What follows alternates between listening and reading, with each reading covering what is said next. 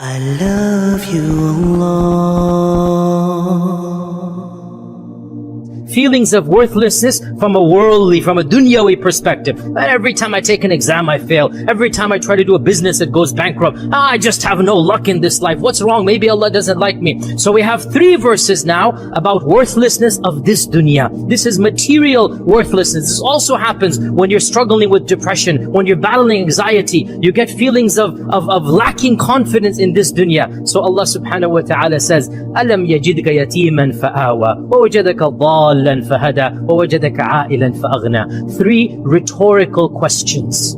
And the purpose of a rhetorical question is to emphasize what is already known, not to teach something you didn't know, to bring up a memory. You should have it, you should be thinking about it, but you're not thinking about it. Something has clouded you. So the rhetorical question, it jars you, it makes you alert. So Allah asks 3 rhetorical questions, meaning, Ya Rasulullah, how could you think that Allah has abandoned you? How could you think that you are no one, you have no worth? Look at all the blessings Allah has given you. Then Allah mentions 3 blessings. أَلَمْ يَجِدْكَ يَتِيمًا فَآوَى. Your mother died, your father died, your grandfather died. You were a yatim in every sense of the word. Yet, at every stage of your life, didn't we take care of you? Didn't we send someone else to protect you? When your father passed away, even before you were born, your mother was there for you. When your mother passes away, your grandfather took you. When your grandfather passed away, your uncle Abu Talib took you. At every stage of your life, your vulnerability was protected by Allah. أَلَمْ يَجِدْكَ يَتِيمًا فَآوَى وَوَجَدَكَ ضَالًّا فَهَدَى. You didn't know the truth, Ya Rasulullah. You used to go to Ghar Hira. You used to be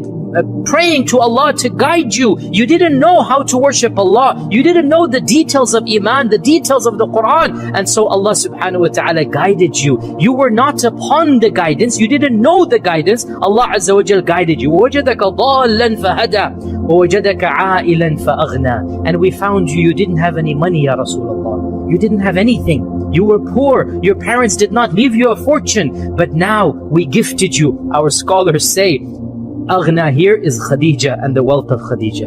And this shows us the blessings of having a good spouse and a righteous spouse. Now you have a house, he did not have a house. Now you have an income.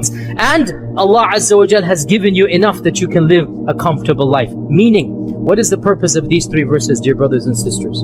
Anytime something negative faces you, anytime your business fails, anytime you're in a car crash, anytime your exam doesn't pass, anytime shaitan comes and throws a thought in your head, oh my God, I have no luck.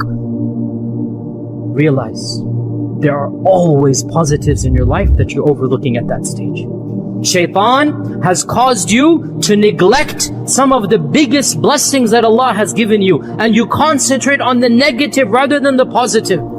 Ya Rasulullah, look at all of these positives that you have. How could you ever have thought that Allah abandoned you, Allah neglected you, Allah hated you? How is that even possible? At every stage of your life, Allah blessed you with all of these things. So we learn from this, when feelings of worthlessness come, when feelings of despair come, don't look at the negatives, don't look at the failures. Remind yourselves of the positives. Okay, this didn't work out, but Allah blessed me with that. Okay, maybe I don't have something, but I have something else. Always look at the positives rather than the negatives. Always concentrate on the blessings and examine them rather than what you don't have.